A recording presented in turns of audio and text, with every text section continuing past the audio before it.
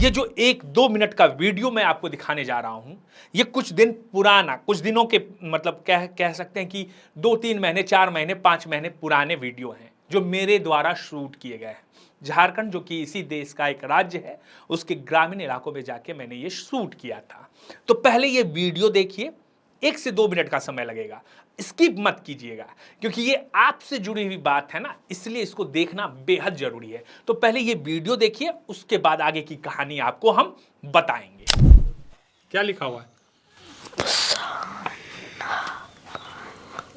ये?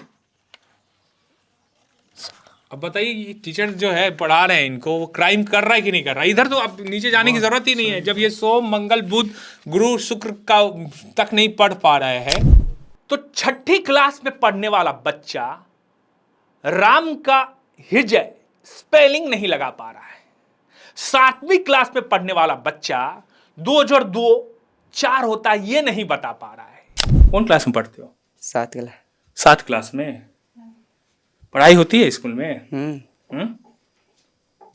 बोलो तो 2 जोड़ 2 भागा 2 कितना होता है? अभी भूल गए हैं, अभी छुट्टी है स्कूल। देश में आंदोलन तो हर दूसरे दिन हो रहा है, लेकिन उस आंदोलन का मुद्दा क्या है? कई ऐसे नेता हैं, कई ऐसे लोग हैं जो ये कह रहे हैं कि हम क्रांति करना चाहते हैं, हम देश को बदलना चाहते हैं, देश की व्यवस्था में परिवर्तन लाना चाहते हैं, और इन बातों को लेकर वो लगातार जो है धरना प्रदर्शन और अपने अंदाज में अपने तरीके से विरोध प्रदर्शन भी कर रहे हैं।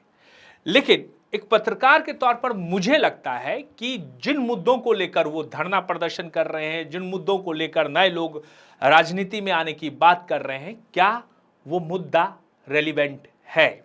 आप किसी भी स्टेट में जाइए, किताब कॉपी से पहले ये बैग खोलने के बाद क्या होता है वो हम दिखा दें। ये बैग खोलिएगा, जैसे आप, ये तुम्हारा ही बैग है ना आशीष? इसमें से ये निकलता है, ये देख रहे हैं, ये थाली।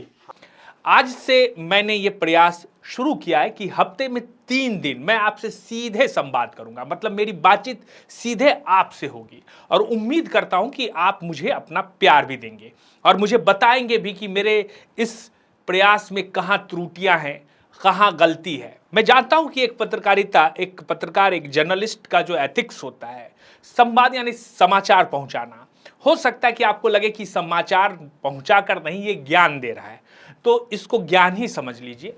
जो अनुभव हमने एक पत्रकार के तौर पर हासिल किया है, उसी अनुभव को आपके साथ शेयर करने जा रहा हूं। दरअसल हम ये कोशिश करेंगे कि हर हफ्ते 3 बार आपसे सीधा संवाद करें, और जब हमारा आपका ये रिश्ता जुड़ेगा तो उस दौरान ऐसे किसी मुद्दे पर हम बात करेंगे जिस मुद्दे पर बात नहीं हो रही है।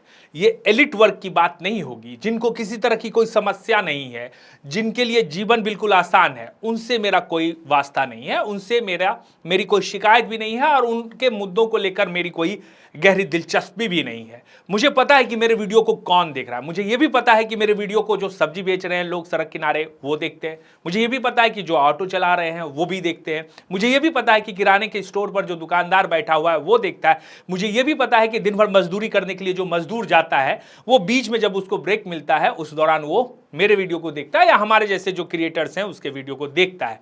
तो सवाल मुद्दों की होनी चाहिए, जो कि हो नहीं रहा है। तो सवाल की शुरुआत करते हैं। दिल्ली में एक पार्टी आई है, पार्टी कैसे आई, कैसे बनी, ये सब आप जानते हैं, उस पर भी बात करेंगे। तो दिल्ली में एक पार्टी आई है, पार्टी का नाम है कॉकरोच जनता पार्टी। पिछले कुछ दिनों से एक तरह से हाहाकार मचा रखा है इस पार्टी ने इंटरनेट पर। आप कोई भी सोशल मीडिया के प्लेटफॉर्म को खोलिए, कॉकरोच जनता पार्टी जो है आपको दिखाई देगा कि देश की सिस्टम को बदल डालेंगे, देश के तमाम जो गड़बड़ियां हैं उसको दूर कर देंगे।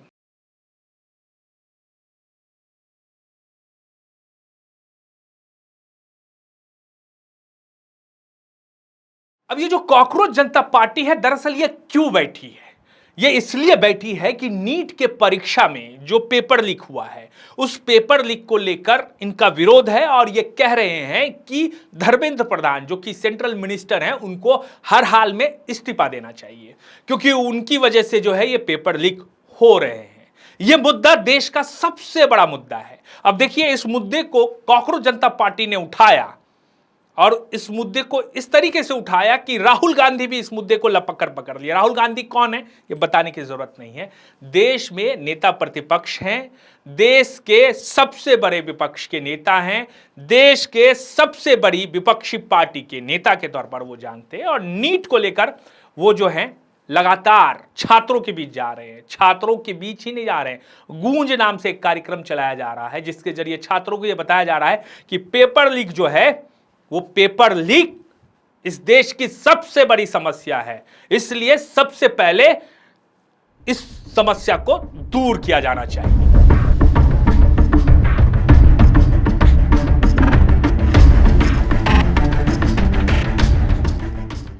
आगे की कहानी जारी रखेंगे, लेकिन आगे की कहानी से पहले ये जो 1-2 मिनट का वीडियो मैं आपको दिखाने जा रहा हूं, ये कुछ दिन पुराना, कुछ दिनों के मतलब कह सकते हैं कि 2-3 महीने, 4 महीने, 5 महीने पुराने वीडियो हैं जो मेरे द्वारा शूट किए गए हैं। झारखंड जो कि इसी देश का एक राज्य है, उसके ग्रामीण इलाकों में जाके मैंने ये शूट किया था। तो पहले ये वीडियो देखिए, 1 से 2 मिनट का समय लगेगा, स्किप मत कीजिएगा क्योंकि ये आपसे जुड़ी हुई बात है ना, इसलिए इसको देखना बेहद जरूरी है। तो पहले ये वीडियो देखिए, उसके बाद आगे की कहानी आपको हम बताएंगे। बताओ तो 2 जोड़ 2 कितना होता है? 2 जोड़ 2 बता दे। तो 6ठी क्लास में पढ़ने वाला बच्चा राम का हिजय स्पेलिंग नहीं लगा पा रहा है। 7वीं क्लास में पढ़ने वाला बच्चा 2 जोड़ 2 4 होता है ये नहीं बता पा रहा है। ये तस्वीर किस देश की है? ये तस्वीर उसी देश की है जिस देश में नीट को लेकर, नीट परीक्षा को लेकर देश की सबसे बड़ी विपक्ष की पार्टी, देश में नई पार्टी जो बनकर आई है कॉकरोच जनता पार्टी, कॉकरोच जनता पार्टी, वो धरने प्रदर्शन पर बैठी हुई है। तो मेरा सवाल यह है साहब कि इस देश के भीतर ग्रामीण इलाकों में सरकारी विद्यालयों में पढ़ने वाले बच्चों का ड्रॉप आउट आंकड़ा क्या है? क्या इस पर आपने रिसर्च किया है? क्या ये आप देखने गए हैं कि नीट तक कितने बच्चे पहुंच पा रहे हैं? या नीट की तैयारी करने के लिए जो कोटा जा रहे हैं, रांची जा रहे हैं, पटना जा रहे हैं, दिल्ली जा रहे हैं, इलाहाबाद जा रहे हैं, लखनऊ जा रहे हैं, बेंगलुरु जा रहे हैं, चेन्नई जा रहे हैं, वो किस बैकग्राउंड से आते हैं?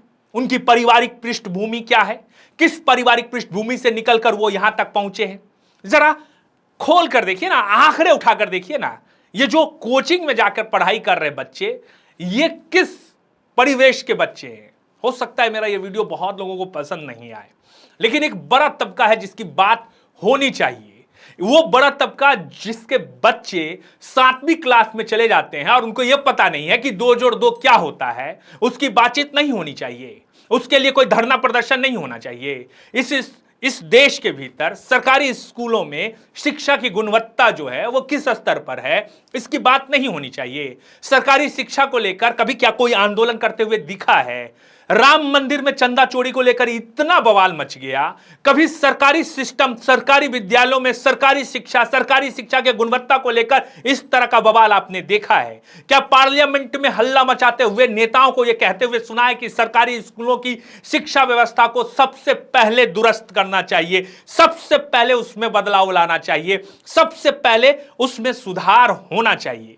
सुना नहीं होगा आपने, क्योंकि कोई इंटरेस्ट नहीं है। इंटरेस्ट क्यों नहीं है वो भी हम दिखाते हैं आपको, इंटरेस्ट क्यों नहीं है वो भी हम दिखाते हैं। जरा सुनिए, ये विक्रांत मैसी के एक सिनेमा का काफी अहम जो है पॉइंट है, मतलब एक डायलॉग कह लीजिए, ये काफी डायलॉग जो है बहुत मशहूर हुआ था। जरा सुनिए, विक्रांत मैसी का है, मेरे ख्याल से 12th पास जो है मूवी, उसका ये एक छोटा सा डायलॉग आप पहले ये सुनिए, फिर हम आगे आपको बताएंगे कि क्यों नहीं इसके बारे में चर्चा होती है। गरीब अगर अनपढ़ रहेगा तभी तो भेड़ बकरियों की तरह इन नेताओं के इशारों पे चलता रहेगा। और सभी जानते हैं कि यही अनपढ़ लोग इनका वोट बैंक है जो धर्म और जात के नाम पे वोट देते आए हैं। इसलिए डॉक्टर अंबेडकर ने 1942 में कहा था, एजुकेट, एजिटेट एंड ऑर्गेनाइज। अब जनता अगर पढ़ लिख गई तो नेताओं के लिए बड़ी समस्या हो जाएगी। नहीं तो सुना आपने, इसलिए चर्चा नहीं होती है, इस वजह से चर्चा नहीं होती है। चाइना से कंपीट करेंगे, यूएसए से कंपीट करेंगे, दुनिया के सबसे विकसित राष्ट्रों से कंपीट करेंगे। चाइना में 90% से ज्यादा बच्चे सरकारी स्कूल में पढ़ते हैं साहब। आपके देश में कितने पढ़ते हैं? कभी आपने आंकड़ों के हिसाब से देखा है? जो ताजा आंकड़े हैं उसमें 40-45% जो है बच्चे सरकारी स्कूलों में पढ़ते हैं, बाकी के प्राइवेट स्कूल में पढ़ते हैं। ये जो बच्चे सरकारी स्कूल में पढ़ते हैं, इसमें से भी जो आंकड़े हैं, जिस तरह के आंकड़े निकल कर आते हैं, अगर देखें तो आंकड़ों के हिसाब से जो सर्वे है या जो भी कहिए आधिकारिक तौर पर जो डेटा है उसके हिसाब से इसमें से भी एक बड़ा चंक बच्चों का जो है वो 10वीं तक जा ही नहीं पाता है। 10वीं से पहले उसकी पढ़ाई छूट जाती है। अब सवाल यह है कि सरकारी शिक्षा को लेके, सरकारी विद्यालयों की शिक्षा को लेके राइट टू एजुकेशन एक्ट लागू करने वाले देश में बच्चे ड्रॉप आउट हो रहे हैं, इसकी किसी को चिंता नहीं है। ये बच्चे कौन है? ये बच्चे गरीब के हैं, मजदूर के हैं, उन्हीं के हैं जो मेरा वीडियो अभी देख रहे हैं, उनके हैं। तो ऐसा है कि नीट की बात बाद में कीजिएगा, पहले इनकी बात कीजिए ना। ये जो बच्चे छूट रहे हैं, पीढ़ी दर पीढ़ी अनपढ़ होते जा रहे हैं, कैसे हो रहे हैं अनपढ़, हम दिखाते हैं आपको, दिखाते हैं हम। 2 वीडियो दिखाएंगे, 2 चंक है। एक है ठंडे के समय का, जाड़ा के समय का, जब मैं एक गांव में गया था और जाड़े के समय में मैं बैठा हुआ था गांव में, इसी तरह जंगल के बीचों बीच एक घना जंगल, वहां जाने के लिए लगभग 7-8 किलोमीटर पैदल चलना पड़ा मुझे। उस जंगल के बीच में, उस गांव के भीतर एक बुजुर्ग आदमी, बुजुर्ग नहीं कह सकते हैं, एक उम्र दराज आदमी, उनके साथ मैं बैठा हुआ था और उनसे जो मेरा संवाद हुआ है जरा वो सुनिए। कोई नौकरी उकरी किया, सरकारी नौकरी? मैं सब गिरफ्ती है। काहे नहीं कर पाए सरकारी नौकरी? पढ़ाने लिखाने नहीं सके हम लोग। क्यों पढ़ाने लिखाने क्यों नहीं सके? स्कूल नहीं है। स्कूल नहीं है? दूर है, पैदल जा नहीं सकेगा तब ना, रोड है ये नहीं, गाड़ी रास्ता है ये नहीं। कितना गांव है इधर, कितना आबादी रहा होगा इसमें? तो नहीं बता सकते हम आबादी उतना भी। अभी नहीं बता सकते। आप पढ़ाई किए थे? नहीं। आप भी पढ़ाई नहीं किए थे? ये सुना आपने। अब मैं आपको एक दूसरा भी सुनाता हूं। अभी कुछ दिन पहले, अभी थोड़े दिन पहले इसी तरह के एक दूसरे गांव में गया था। जिस गांव में मैं पहले गया था उससे लगभग 50, 60, 70 किलोमीटर दूर ये गांव है। वहां जब मैं पहुंचा दिन के समय में, इसी तरह के एक उम्रदराज आदमी से मेरी बातचीत हुई। यही सवाल, जो सवाल अभी आपने सुना, सेम सवाल मैंने उनसे पूछा। क्या बोले वो, जरा सुनिए। आपके पापा कहां तक पढ़े थे? मेरा पापा तो नहीं पढ़ा था। वो भी नहीं पढ़े थे? अनपढ़ था। वो भी अनपढ़ था। क्रोनोलॉजी समझ रहे हैं आप? इनके पापा भी नहीं पढ़े थे, ये भी नहीं पढ़े, राजूदा भी नहीं पढ़े। जो हालात है उनका बच्चा, मैं तो चाहूँगा ईश्वर से, भोले बाबा से, कि जो भी भगवान है ईश्वर से, कि वो पढ़े, बड़ा आदमी बने। लेकिन जो सिस्टम है ना, उसमें तो मुझे थोड़ा सा गुंजाइश कमी लग रहा है। पीढ़ी दर पीढ़ी बाप भी अनपढ़, बेटा भी अनपढ़, बाबा भी अनपढ़, परबाबा भी अनपढ़, यही पीढ़ी दर पीढ़ी होते आ रहा है। इस देश के भीतर यही होते आ रहा है। एक बड़ा लंबा जो खाई है ना, उस खाई में एक बड़ा चंक जो है वो अनपढ़ होते जा रहे हैं। लेकिन आंदोलन किस चीज के लिए होगा? आंदोलन होगा नीट की परीक्षा में पेपर लीक हो जा रहा है। अरे नीट की परीक्षा तो वो दे रहे हैं जो समृद्ध हो चुके हैं भैया, जिनके पास इतनी क्षमता है कि वो नीट तक पहुंच पा रहे हैं। जरा झांक के देखिए ना इन लोगों को जो पढ़ ही नहीं पा रहे हैं, जिनके घर में जो है बमुश्किल, बहुत मुश्किल से राशन आता है। आपको लग रहा होगा कि मैं ऐसे बोल रहा हूं, सुनिए आप कैसे उनके घर में राशन जुटाने के लिए भी उनको जो है किस तरह से करना पड़ता है। मार भात खाकर रहते हैं। ये पानी भात। हाँ, पानी भात है, पानी भात है।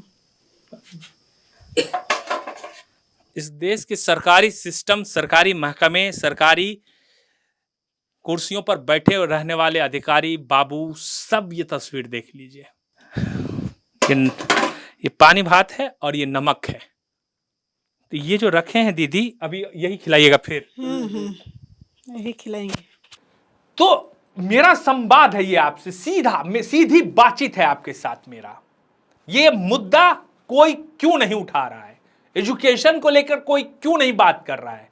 एजुकेशन, प्राइमरी एजुकेशन को लेकर कोई क्यों नहीं बात कर रहा है? इस देश के भीतर कोई नेता ये क्यों नहीं कह रहा है कि समान शिक्षा हर किसी का हक है, उसको मिलना चाहिए, चाहे वो गांव में रहने वाला बच्चा हो या डीपीएस जैसे बड़े प्राइवेट स्कूल में पढ़ने वाला बच्चा हो।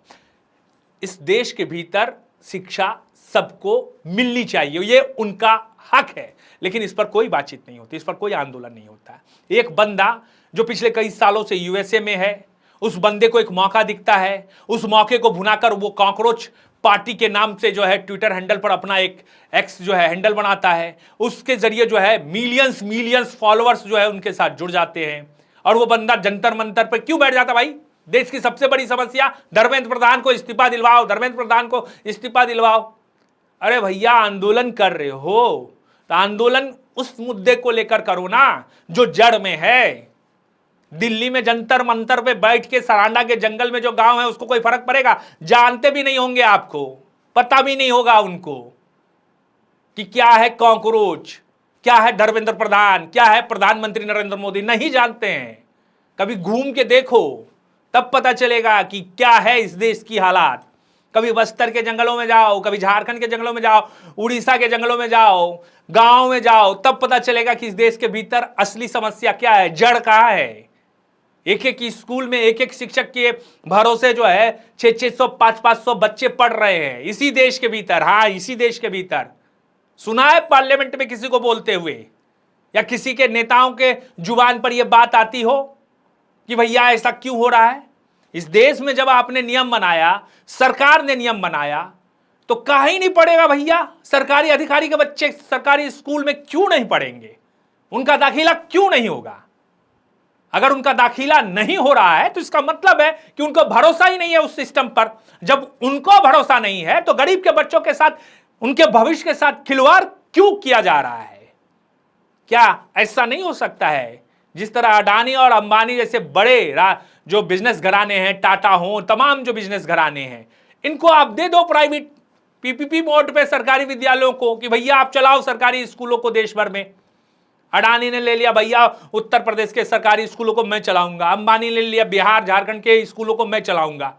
अब देखिए एजुकेशन सिस्टम बदलती है कि नहीं बदलती है। गुरुजी आंदोलन करेंगे टीचर बनने के लिए, शिक्षक बनेंगे, और शिक्षक बनने के बाद स्कूल जाएंगे, गरीब के बच्चों के साथ खिलवाड़ शुरू हो जाएगा। यूपीएससी करके आईएएस बनेंगे, अधिकारी बनेंगे, अधिकारी बनने के बाद क्या जनता से ही कर जाएंगे, जनता उनसे संवाद ही नहीं कर पाएगा। उनकी गाड़ी आती है, एक कांस्टेबल नीचे उतरता है, तब तक वो नीचे नहीं उतरते हैं गाड़ी से जब तक वो कांस्टेबल उनका दरवाजा नहीं खोलता है। जब वो दरवाजा खोलेगा तब कांस्टेबल के दरवाजा खोलने के बाद आईएएस साहब जो है, जो अधिकारी महोदय है, जो ब्यूरोक्रेट है, वो नीचे उतरते हैं। फिर वो जब जाएंगे दफ्तर के अंदर एंट्री मारेंगे तो दफ्तर के दरवाजे पर जो खड़ा कांस्टेबल उनको सैल्यूट करेगा। जब सैल्यूट करेगा तब उनको एहसास होता है हम तो अलग हैं, हम अलग हैं, ये कीड़े मकोड़े इनकी कौन बात करे। मैं ये नहीं कह रहा हूं कि सभी ऐसे हैं, लेकिन ज्यादातर ऐसे हैं। तो इस देश के भीतर एजुकेशन को लेकर संवाद कब शुरू होगा?